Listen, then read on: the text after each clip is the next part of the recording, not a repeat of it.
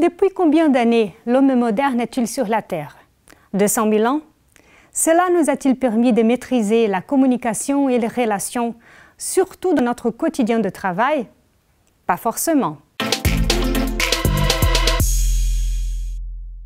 Bonjour, je suis Stella Descrignol-Klein, experte en relations humaines dans l'entreprise, et je suis ravie d'être là avec cette nouvelle vidéo. Aujourd'hui, je vous propose de parler des 4 petites attitudes qui représentent des grands obstacles à l'établissement de bonnes relations dans le travail et par conséquent à l'efficience de l'entreprise elle-même. Quand quelqu'un nous écrit un email ou nous pose une question, qu'est-ce qu'il attend? Eh bien oui, une réponse. Dit comme ça semble bête, mais chaque jour, des milliers et des milliers d'emails et de personnes restent sans réponse à leurs questions. Cela entame de retard considérable dans les entreprises et peut aussi nuire aux résultats financiers à cause du temps perdu. Mais alors, quel est le problème empêchant de répondre?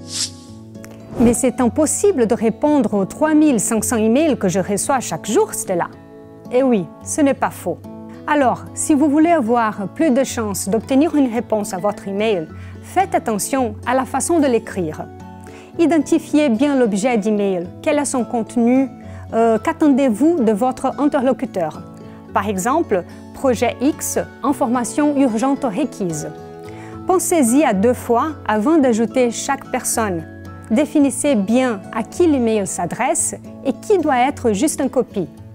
Évitez les emails longs, soyez plutôt direct, précis.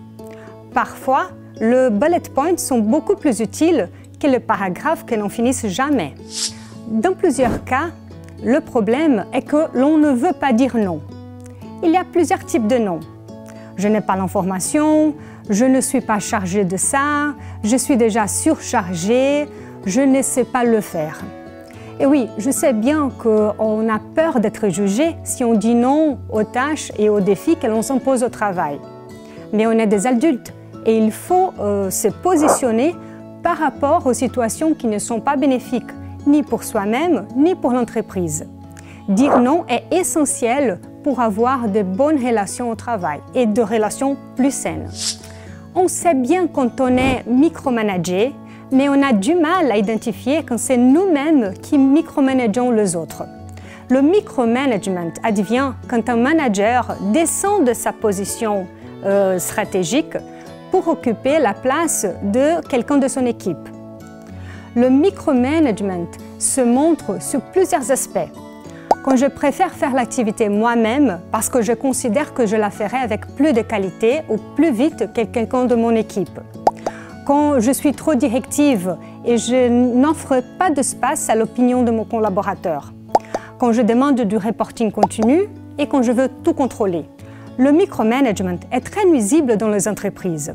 Il infantilise les relations, désengage les employés et compromet leur évolution, y compris celle du manager, puisqu'il ne développe personne pour monter à sa position et il se retrouve donc coincé. Bien sûr, il y a d'autres aspects dans le quotidien qui appauvrissent les relations et diminuent la performance des entreprises.